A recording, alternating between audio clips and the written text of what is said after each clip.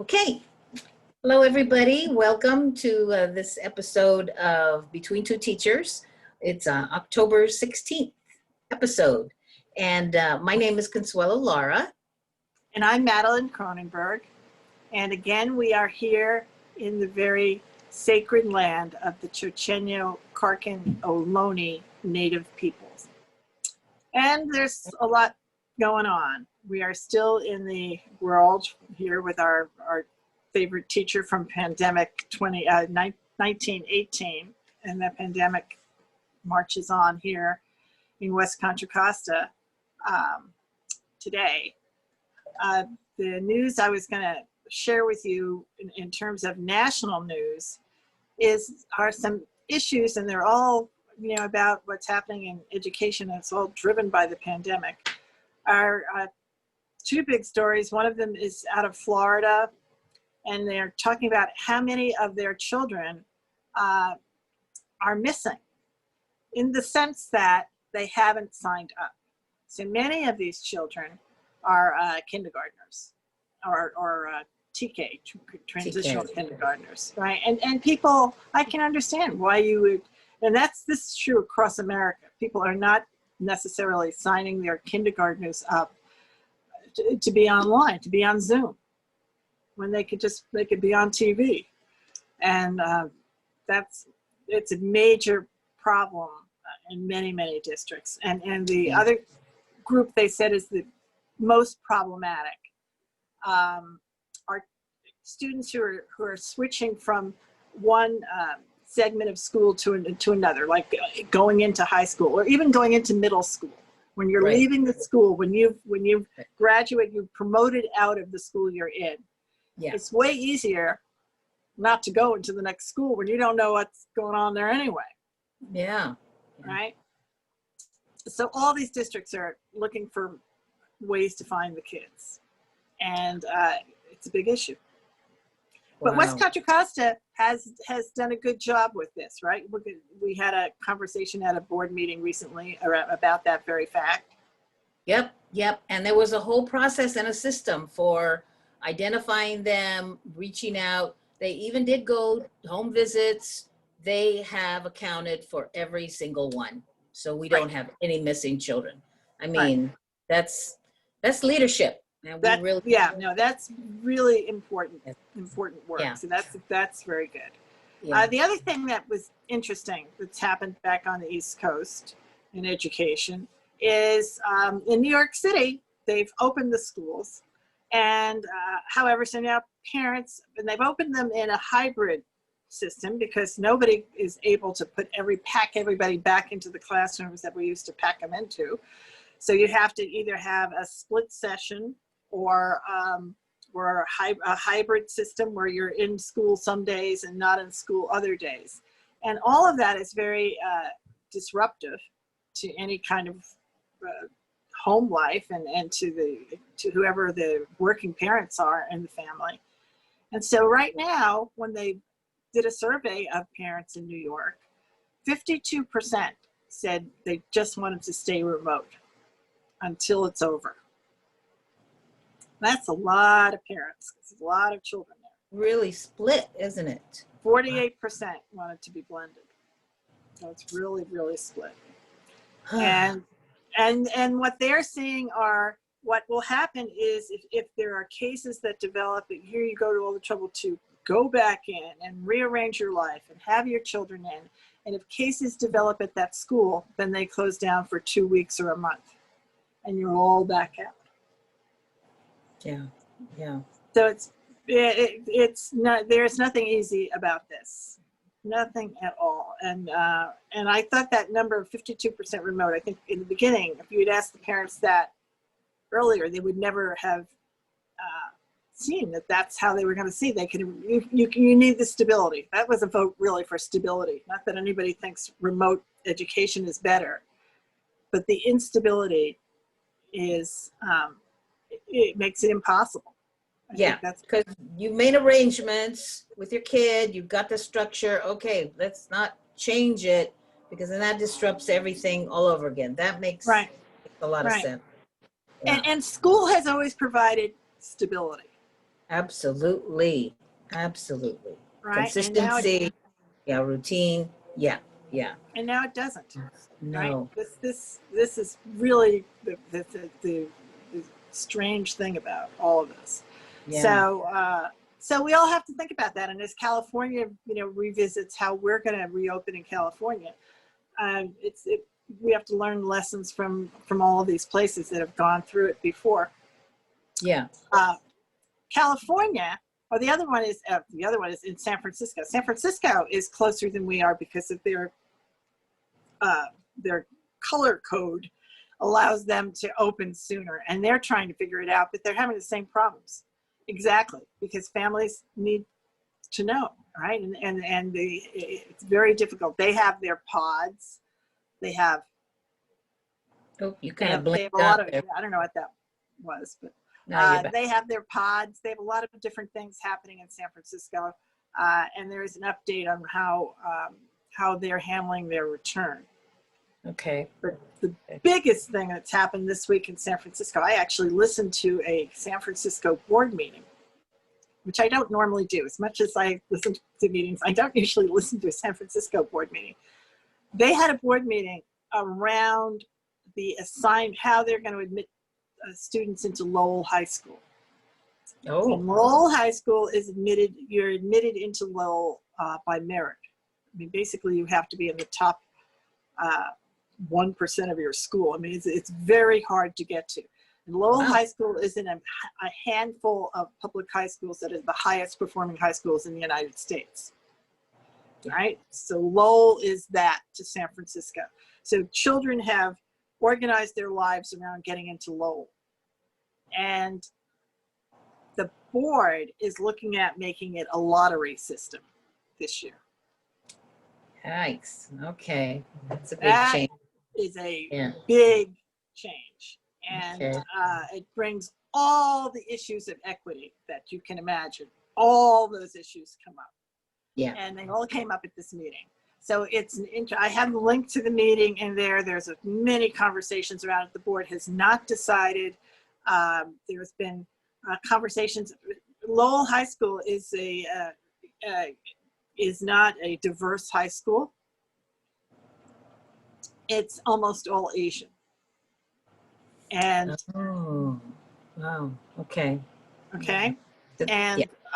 and that's another part of the puzzle that is Lowell High School. So all of the work that's being done to bring the communities together is there's a huge online change.org petition to the school board members to basically to leave it the way it is, not to go to the lottery.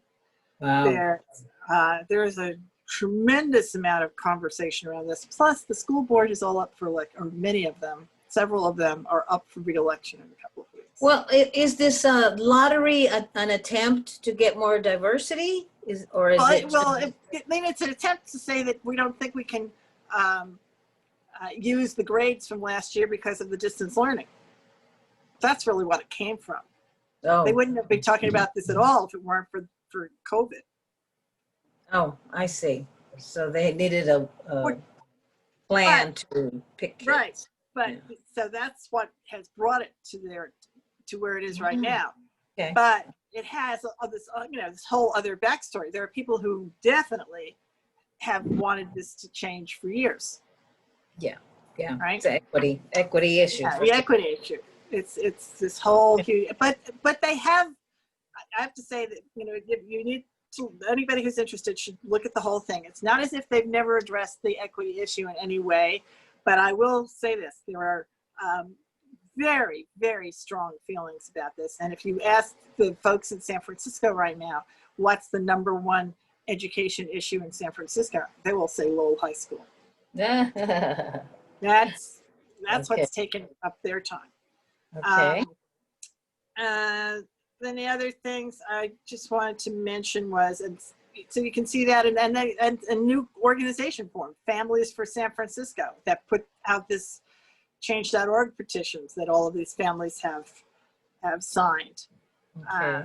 And they've become a political force of their own. And then Lowell High School has a huge alumni association, Oh, wow, you bet. You bet. right? And so it's good. And so they all spoke. And it Yeah. has a Black Alumni Association. And there is many, Oh, all yeah. very, Been very, around. yep, Sure. very interesting, Sure. very interesting set of issues that they have at Lowell. Okay. So that's what's going on in other places. Now here in West Contra Costa, you've had some interesting experiences in the last weeks. Yes, yes. Well, let me start with the safety committee meeting Yeah, that we had last Wednesday, and it went very well. It was, we talked about the role of the SROs and the role of the CSOs and how that role, they may change. And so was a listening session, and we had Chief French from Richmond Police Department, and she was right. there. And what people did mostly was they talked about what have the SROs done in their schools, how they excuse me, what they've done in the departments, how they trained them, but then also in the schools, the principals talked about the kinds of things that they did at the schools. And it was just. And what do they use them for most? What kinds of things do they use them for most? Oh, yeah. They were talking about things like mentoring and even educational things and coaches and reaching out to parents. And it seemed like a preventative kind of thing. And I wrote it down that, you know, what kept staying in my head is the whole school to prison pipeline they talk about. Well, one of them said something about, if anything, it stops that, you know, going on to criminal justice, because that SRO is able to intervene and provide intervention. So, and also the thing I didn't know, that when you become a police officer, you could pick, you know, your area of expertise or your area that you want to work in. And those SROs chose to work with young people. So then they get a particular kind of training. And that training, you know, is what they used in the schools. So that was very enlightening. And so I guess it was mostly at this point, what have they done so far? What's working?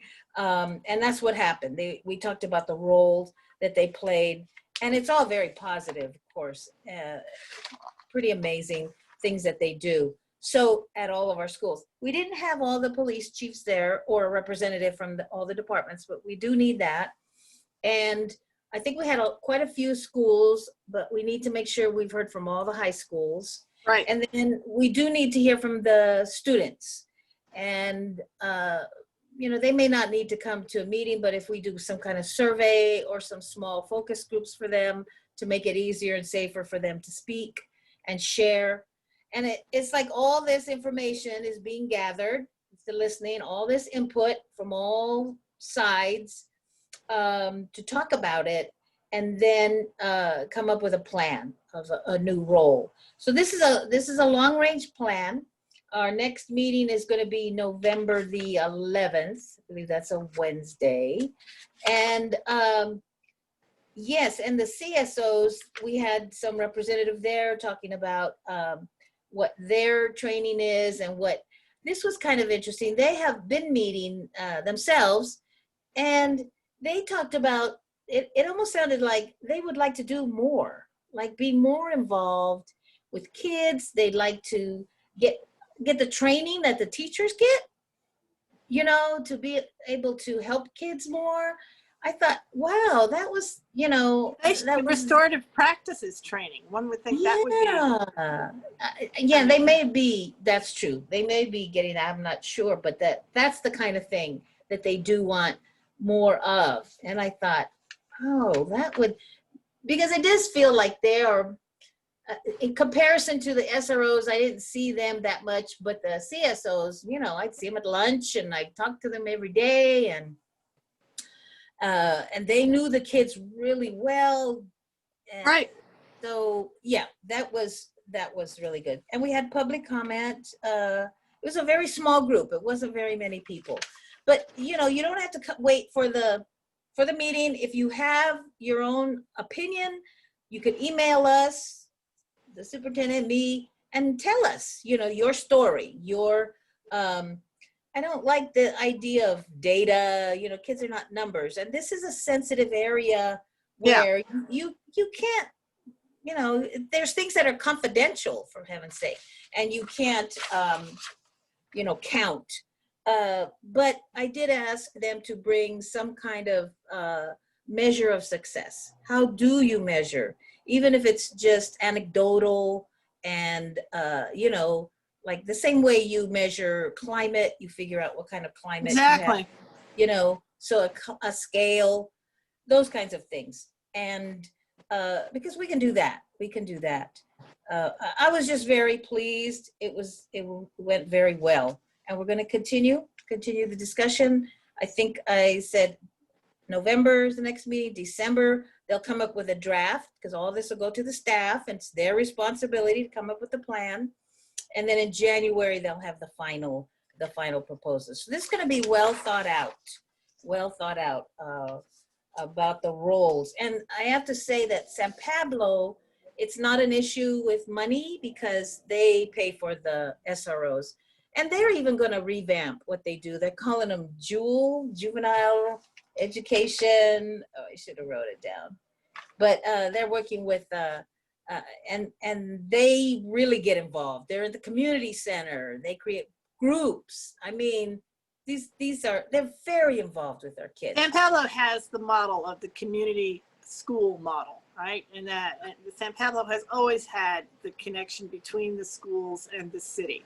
I think more so than any other community, which is the one reason I was really surprised San Pablo didn't have a hub system of some sort set up. But I haven't seen that in San Pablo, whereas that exists in, you know, in other cities.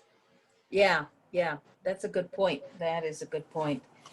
So that was that, and that was good. That was Wednesday, and last night. Go ahead. Last night. And let me introduce this. You know, it was a little thing. It was just a little piece of paper that had a big effect, and it's going to have a big effect. And we've needed this.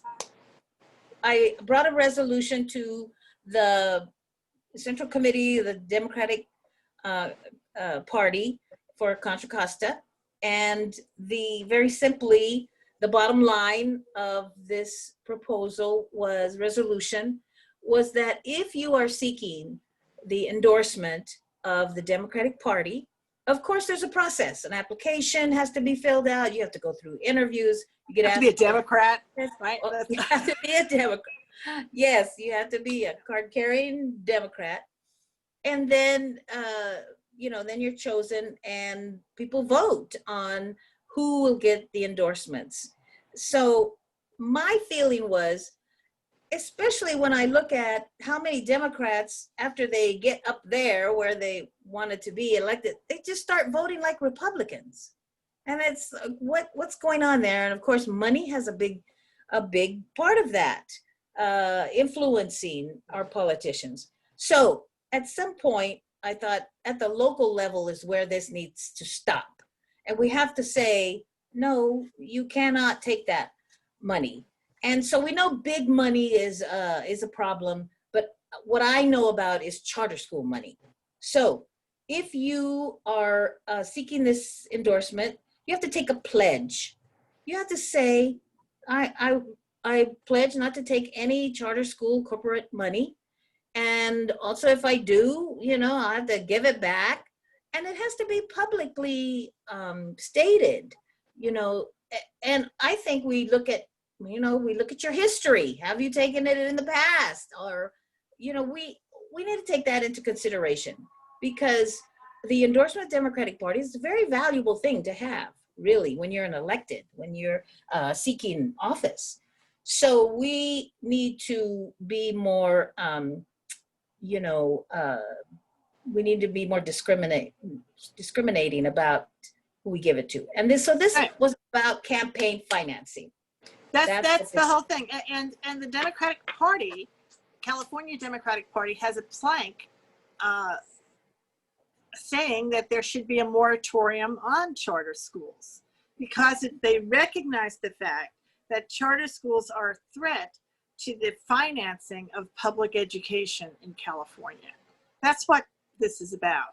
And that the continuation, the growth of charter schools in California undermines the success of public education because of how much money it draws out and that other people then are making from the education pot.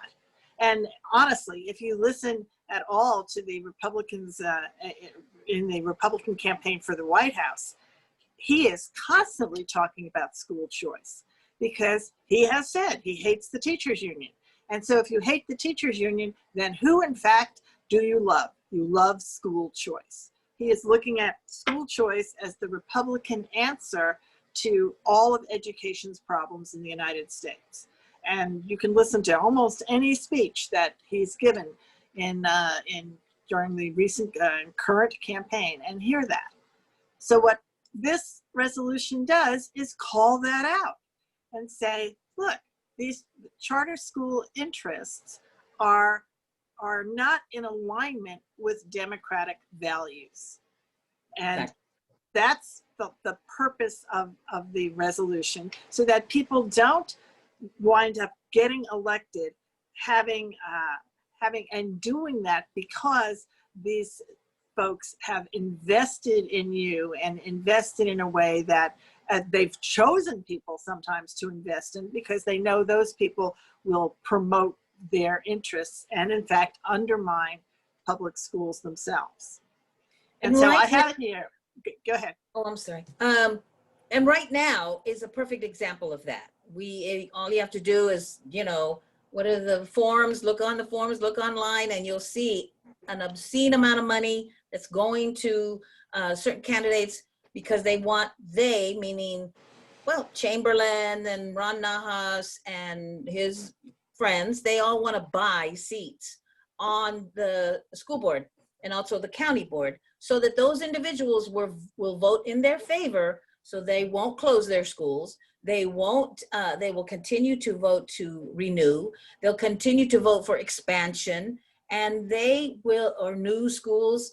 That's what they want on board. And, I've been working with 2 charter funded school board members for 2 years. And I have to say,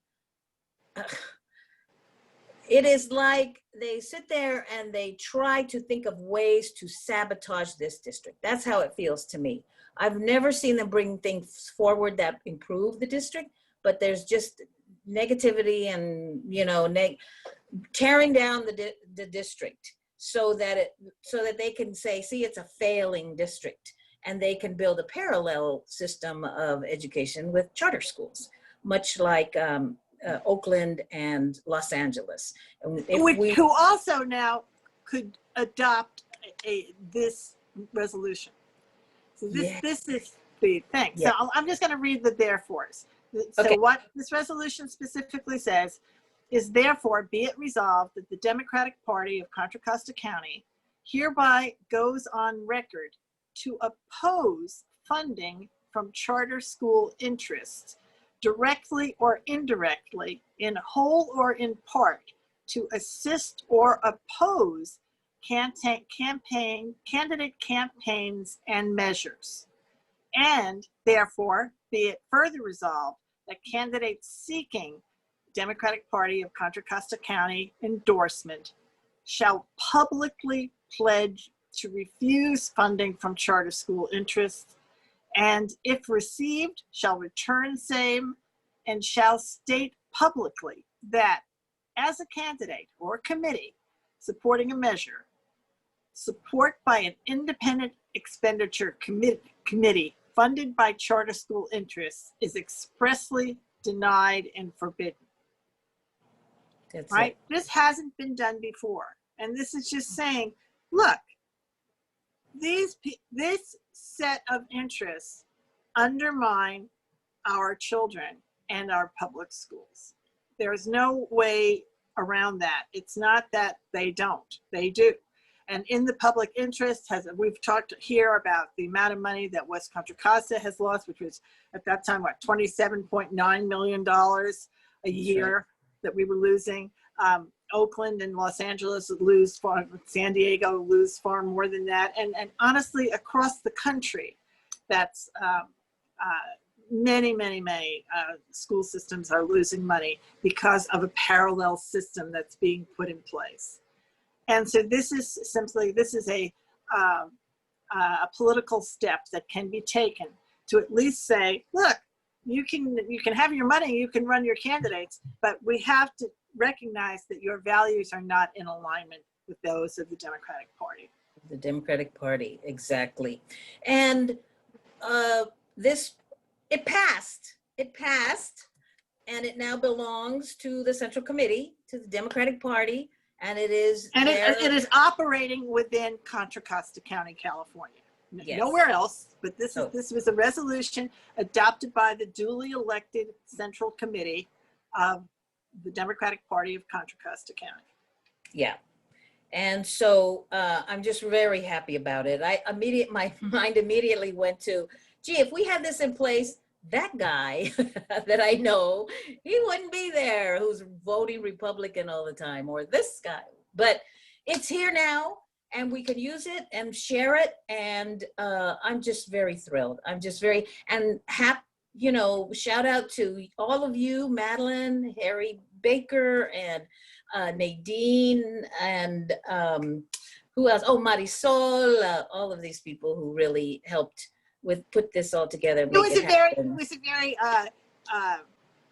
full conversation that was held about this. So it wasn't as if that people weren't aware of it and interested in it, right? And people in this group, you know, it was new. It was a new idea to many of them, but you know, it was explained, so they understood it. Yeah, it was thoughtful. It was thoughtfully put together, you know, So that is. Well, this is news. We've actually broken news here because nobody knows this, because this just happened last night, but it hopefully will have big ramifications in the future here and throughout California. Hopefully, absolutely. Make a big difference. Yeah. All right. Okay. Okay, so for an update, I have a little thing in here called the PDI ballot tracker. So if you go on Trello, if you want to know how many people are voting in Contra Costa, the ballots are counted every day, and this website actually tells you how many in each city are counted, and you can even take a look at what the demographics are of the folks who, as the ballots come in. And it's an interesting thing for people that are interested in elections, as we all are right now. The other little things I did want to mention is that we still have to work on passing schools and communities first. Right? Absolutely. The amount for West Contra Costa will get an additional $18,987,000 and $18,987,411 a year. That's the West Contra Costa share. Wow. And there's also a CTA link in here. So if you're interested in some other place in California, you can link on it and see exactly how much money every school district is going to be able to retrieve. And the other thing about that campaign is they're finally really explaining that not only will the corporations be paying their fair share, that means that property owners will pay less. There you go. So the average property owner, those of us who pay a property tax bill, will get a decrease. As theirs goes up, ours will go down. And yes, that's the way it should be. Yes, because the pot gets bigger as they get assessed appropriately, right? In Contra Costa County, for example, the refinery, Chevron refinery, has not been properly assessed because it hasn't changed hands. So it's an example of something. As that assessment goes up, our assessments, our share of what we have to pay will go down. In Santa Clara County, the Apple building, that has to be reassessed. I mean, there are all sorts of different buildings that have had the advantage of the loophole. And so that is one of the biggest and most important things that are on the California ballot in a couple of weeks. Absolutely. And then for a shout out, I wanted to give a shout out. This also came from the Democratic Party to an organization called Natalie's Voice. And Natalie's Voice is done in name of a young woman named Natalie, whose sister has started an organization to put some things in place to protect somebody who has an intellectual disability and who is in a situation of being incredibly vulnerable. And the organizations where she goes to spend maybe a day center, for example, that many folks in her circumstances would attend. Once someone is abused there is really not a strong system for that abuse to become known to other people and to address the abusers and to address the organization in a transparent way so that the public can be aware of the problem. And Natalie's sister created the organization, and if you're interested in learning more about it and learning how to protect our intellectually disabled community, Natalie's Voice is the place to go. So that's also on here. You can just Google it. Very and good. You wanted to do a shout out? Yes, I have a shout out for Joanna Pace. She was on the radio today at KPFA talking about the public face of Public Core. publiccore.net, I believe, and Yes. It really talks about what we were just talking about, many big money and charter schools and education, the influence that it has on education. So she did a great job. Oh, and the elections. So how big money is playing a big part in our elections. It's just an obscene amount of money. You would not believe it. So she was interviewed by Mr. Andres Soto. And by the way, I taught with his little sister at Helms. So a shout out to him too. I had not listened to his program. It's on at 10:30, and it's music and activism. Oh, KPFA, music and activism. The best of two things. So that's the shout out to them. Okay, we're ready for our chuckles from Carlos. Okay, here's a real thinker. So, what did the young, privileged, and naive crustacean say to the other crustacean? I don't know, Consuelo. What? I don't see shells. There you We'll are. see you next time. Okay, bye-bye. Bye-bye.